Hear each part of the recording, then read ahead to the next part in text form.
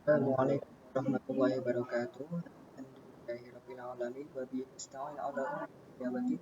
Wassalatu wassalamu asyrafil anbiya'i wal mursalin sayyidina wa maulana Muhammadin wa ala alihi wa sahbihi ajmain amma ba'du. Yang saya hormati senang dosen mata kuliah Metodologi Penelitian kelas Q Babak Utama ME dan juga teman-teman mahasiswa dan penonton story YouTube yang saya cintai dan saya banggakan. Pertama-tama marilah kita panjatkan puja dan puji syukur kehadirat Allah Subhanahu wa taala yang mana di dalam video kita dapat berinteraksi walaupun secara tidak langsung ya. Semoga kita diberikan sebuah kesehatan juga sehat walafiat Allahumma amin.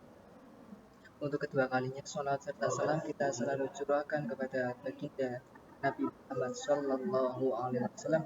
Semoga kelak kita mendapatkan syafaat yaumil qiyamah Allahumma amin.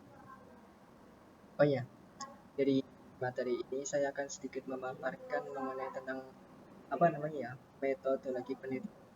Seberapa pentingkah metodologi penelitian? Menurut saya sendiri sangatlah penting. Karena apa?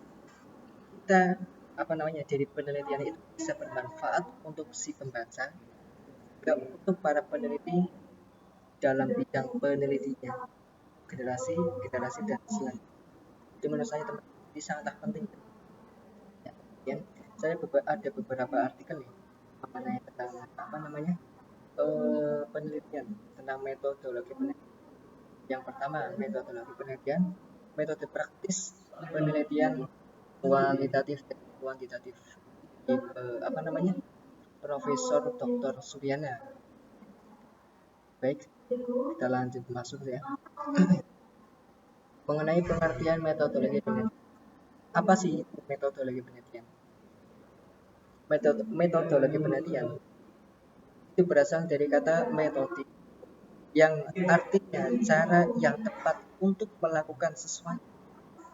Kata metode terdapat dari dua kata-kata teman-teman. Yang pertama adalah metodik, yang kedua adalah logos. Ya, tadi kan metode. Kemudian selanjutnya ada logos. Logos artinya itu ilmu atau sebuah pengetahuan. Jadi metodologi itu artinya itu adalah cara melakukan sesuatu dengan menggunakan pikiran secara seksama untuk mencapai suatu tujuan. Ataupun sedangkan penelitian itu sendiri adalah suatu kegiatan untuk mencari atau mencatat atau merumuskan dan menganalisis sampai penyusunan laporannya. Dan tentang istilah penelitian, banyak para sarjana yang menentukan pendapatnya. Berarti ada beberapa teman-teman. Yang pertama ada David H. Penny. Dia mengatakan penelitian adalah pemikiran yang sistematis mengenai berbagai jenis masalah yang pemecahnya memerlukan pengumpulan dan penafsiran fakta-fakta. Yang kedua, ada J. Suprapto, MA. Penyelidikan dari suatu yang ilmu pengetahuannya yang dijalankan untuk memperoleh fakta-fakta atau prinsip dan sabar hati serta sistematis. Kemudian yang ketiga ada Sukesmo Hadi. Beliau mengungkapkan sesuai dengan tujuannya, penelitian dapat didefinisikan sebagai usaha untuk menentukan, mengembangkan, dan menguji kebenaran suatu pengetahuan. Yang keempat ada Muhammad Ali. Penelitian adalah suatu cara untuk memahami sesuatu dan melakukan penyelidikan atau melalui usaha-usaha bukti yang muncul sehubungan dengan masalah yang dilakukan secara hati-hati sekali sehingga diperoleh pecahannya. Teman-teman, kemudian kita lanjut. Jadi kata metodologi penelitian terdiri dari kata metodologi yang berarti ilmu tentang jalan ya, yang ditempuh untuk memperoleh pemahaman tentang tentang sasaran yang telah ditetapkan sebelumnya. Jadi sejalan dengan kalimat tersebut di atas atau yang barusan saya tadi jelaskan,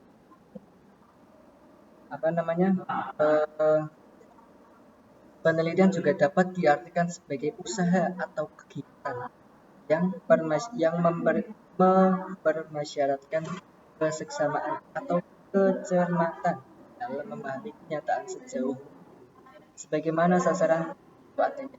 Jadi, metodologi penelitian adalah mengenai jalan ya, yang dilewati untuk mencapai pemahaman.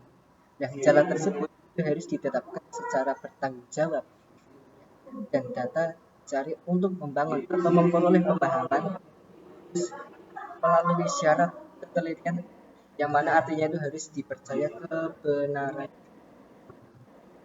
Dan mengenai pengumpulan data. Pengumpulan data adalah metode pengumpulan data adalah cara digunakan oleh peneliti dalam mengumpulkan data peneliti. Contoh nih, variasi metode ilmiah seperti angket, terus wawancara, pengamatan, atau observasi, tes, dan interpretasi. Terus, instrumen pengumpulan data ialah alat atau fasilitas yang digunakan oleh peneliti dalam mengumpulkan data agar perjalanannya itu dan hasilnya baik. Dalam artian itu cermat. Kemudian lengkap dan sistematis sehingga jadi sehingga lebih mudah dari yang data tadi ya. Variasi jenis instrumen pengumpulan data ialah seperti menyangkut angket, terus checklist, pedoman wawancara, dan pedoman pengalamannya. Pemilihan metode dan instrumen data sangat ditentukan oleh berbagai hal, yaitu seperti objek penelitian, sumber data, waktu, dan dana yang tersedia, jumlah tenaga penelitian, dan instrumen dan teknik yang digunakan untuk mengolah data bila data tersebut itu sudah terkumpul. Nah, menyinggung tadi kata-kata instrumen sendiri. Instrumen penelitian merupakan alat yang digunakan untuk mengukur variabel dalam rangka itu untuk mengumpulkan data. Menurut jenis variabel yang akan diukur secara garis besarnya dapat dibedakan menjadi dua instrumen. Yang pertama ada instrumen untuk mengukur variabel dengan skala nominal dan ordinal atau dalam arti itu data yang kualitatif. Yang kedua ada instrumen untuk mengukur skala interval dan rasio atau data yang kuantitatif. Ini adapun data yang kuantitatif biasanya menyangkut seperti dari angka-angka, pokoknya berhubungan dengan data angka ya. Nah, kemudian menurut metode pengumpulan data, instrumen penelitian dapat dibedakan jadi alat untuk yang pertama ada melakukan observasi, pengumpulan data melalui dokumentasi, wawancara, angket, kemudian mengumpulkan data dan data kualitatif. Ya, kemudian data dalam metode pengumpulan data, yang pertama ada tes. Tes yang dimaksud di sini adalah serangkaian pertanyaan atau latihan serta alat yang akan digunakan untuk mengukur keterampilan, pengetahuan, kemampuan atau bakat yang dimiliki oleh individu atau kelompok.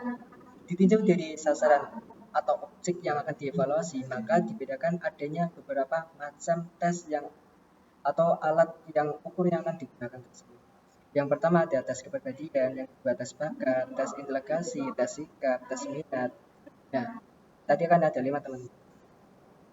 Oh iya, satu lagi ada tes prestasi. Yang pertama tadi ada tes kepribadian atau personality test, yaitu tes yang digunakan untuk mengungkapkan kepribadian seseorang. Kemudian yang kedua ada tes bakat yang digunakan untuk mengukur atau mengetahui bakat dari seseorang itu sendiri. Yang ketiga mengenai tes inteligensi, yaitu tes yang digunakan untuk mengadakan estimasi terhadap tingkat intelektual seseorang dengan cara memberikan berbagai tugas kepada orang yang akan diukur interaksinya. Yang keempat ada tes sikap atau biasa disebut dengan skala sikap, yaitu alat yang digunakan untuk mengadakan pengukuran terhadap berbagai sikap seseorang. Yang kelima ada tes minat, adalah alat untuk menggali minat seseorang terhadap sesuatu yang terakhir atau yang keenam ada tes tes prestasi, yaitu tes yang digunakan untuk pencapaian seseorang setelah mempelajari sesuatu. Dalam menggunakan metode tes yang ada di atas tersebut, peneliti menggunakan instrumen berupa tes atau soal-soal tes. Soal tes terdiri dari banyak butir tes atau item yang akan digunakan untuk satu jenis variabel. Nah, kemudian lanjut mengenai yang data tadi kan yang tes ya teman-teman. Yang kedua tentang angket atau kuesioner. Angket adalah sejumlah pertanyaan tertulis yang digunakan untuk memperoleh informasi atau responden dalam artian laporan tentang pribadinya atau hal yang dia ketahui. Angket dipakai untuk menyambut metode maupun instrumen. Jadi, menggunakan metode angket, instrumen yang dipakai adalah angket yang kuesioner. Kemudian, tentang interview, tadi kan yang tes, angket, atau kuesioner, yang ketiga ada interview yang biasa kita disebut dengan wawancara atau kuesioner lisan, secara lisan ya teman-teman, adalah sebuah dialog yang dilakukan pewawancara untuk memperoleh informasi dari orang yang diwawancarai tersebut. Interview biasanya digunakan peneliti untuk menilai keadaan seseorang, misalnya untuk mencari data tentang variabel latar belakang, terus orang tua, pendidikan, dan sikap terhadap sesuatu. Kemudian kita lanjut ke yang observasi. Observasi sendiri dalam pengertian psikologi.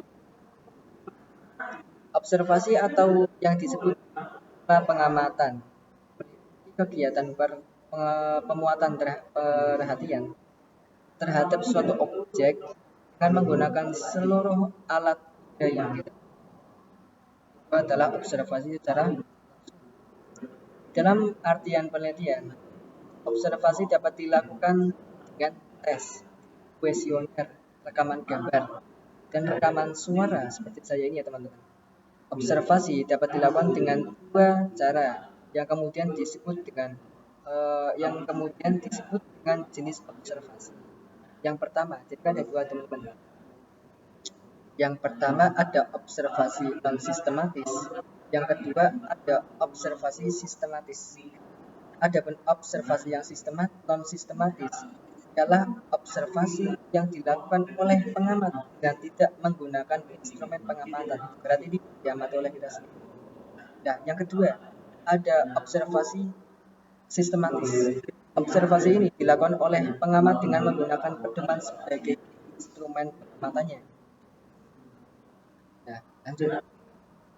Terus naik tentang pedoman observasi berisi dari sebuah daftar jenis kegiatan yang dilakukan yang mungkin dan akan diamati.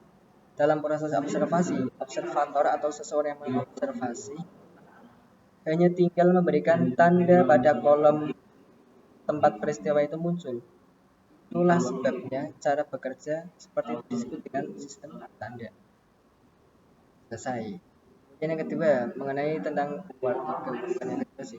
tentang metodologi penelitian ilmiah yang dikemukakan atau dikaryakan oleh Heri Widyastono. Istilah yang sering digunakan untuk peneliti kualitatif adalah penelitian alamiah, field research, bahasanya sulit, field research, atau dalam penelitian antropologi dan naturalistik, atau dalam bahasa Indonesia itu dalam penelitian pendidikan. Sedangkan istilah-istilah yang sering digunakan dengan penelitian alamiah adalah ethnographic approach, study, dan fenomenologi approach. Agak sulit. Kemudian yang kedua tentang karakteristik penelitian ya. Adapun karakteristiknya, penelitian alamiah memiliki sejumlah ciri-ciri yang membedakan dengan metode yang lain. Bogdan dan Picken pada tahun 1982 mengajukan 5 buah ciri yang merupakan karakteristik penelitian ilmiah pada umumnya. Yang pertama ada natural setting sebagai sumber data langsung dan penelitian instrumen kunci. Yang kedua, bersifat deskriptif. Yang ketiga, lebih mengutamakan proses daripada hasil. Yang keempat, ada analisis data secara induktif. Yang kelima, ada makna merupakan perhatian utamanya. Terus mengenai tentang proses penelitian. Yang pertama kan ada proses penelitian ilmiah. Penelitian ilmiah pada umumnya menggunakan proses hipotetiko dengan langkah-langkah sebagai yang pertama ada langkah penelitian ilmiah adalah mengajukan masalah. Pada akhirnya suatu masalah tidak pernah berdiri sendiri, melainkan mesti terdapat konstelasi yang merupakan penyebab atau latar belakang timbulnya masalah tersebut. Berdasarkan latar belakang masalah tersebut dapat diidentifikasi sebagai permasalahan yang timbul. Kemudian masalah langkah yang kedua. Setelah masalah berhasil dirumuskan, maka langkah berikutnya adalah mengajukan hipotesis yang merupakan ramalan jawaban terhadap masalah yang akan dihadapi. Dan dalam meramalkan jawaban, kemungkinan besar tidak akan benar jawabannya tersebut sekiranya tidak berlandaskan pada teori-teori ilmiah yang ada. Langkah ketiga, setelah kita hipotesis, langkah selanjutnya adalah setelah hipotesis berhasil dirumuskan, maka langkah berikutnya adalah menguji hipotesis. Pengajuan hipotesis dilakukan dengan verifikasi apakah hipotesis yang diajukan atau yang kita ajukan didukung oleh fakta atau tidak. Dalam pengajuan hipotesis ini, masalah yang dihadapi adalah bagaimana prosedur penelitian dilakukan dan cara pengumpulan serta analisis data agar kesimpulannya ditarik secara ilmiah.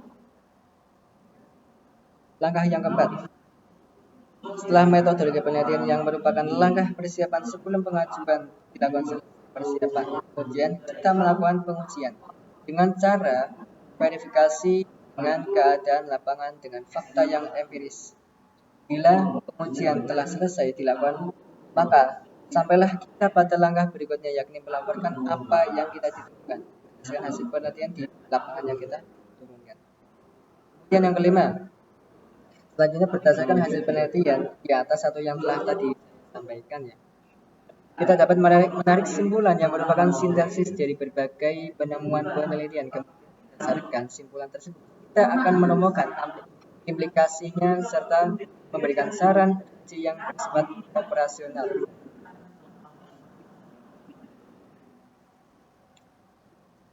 Kurang lebih dari saya seperti itu ya teman-teman.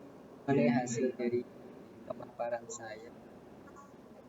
Oh ya, saya ada 5 tokoh penulis buku yang saya sangat suka ya. Yang pertama itu ada Arif Farhan dan juga Agus Maimun. Yang kedua ada Profesor Sugiono. Yang ketiga ada Konsaningrat, ini dari Indonesia ya. Yang keempat ada Suryono, ini dari Indonesia. Yang kelima ada David William dari luar Indonesia. Jadi penjelasan ini manfaat dan tujuannya itu peneliti memberikan manfaat manusia yang hidup ketika peneliti dilakukan dan setelahnya masa kini akan datang. Jadi sangat bermanfaat sekali ya teman-teman. Nah, kurang lebih dari saya mohon maaf apabila ada kata-kata yang salah atau menyakiti dari teman-teman yang melihat video. Saya mohon maaf yang sebesar-besarnya. Doakan ya teman-teman, semoga dapat mendapatkan yang sangat luar biasa. Semoga lulus dengan cepat. Allahumma amin. Oh ya, akhiril kalam, kurang lebihnya mohon maaf. Wassalamualaikum warahmatullahi wabarakatuh.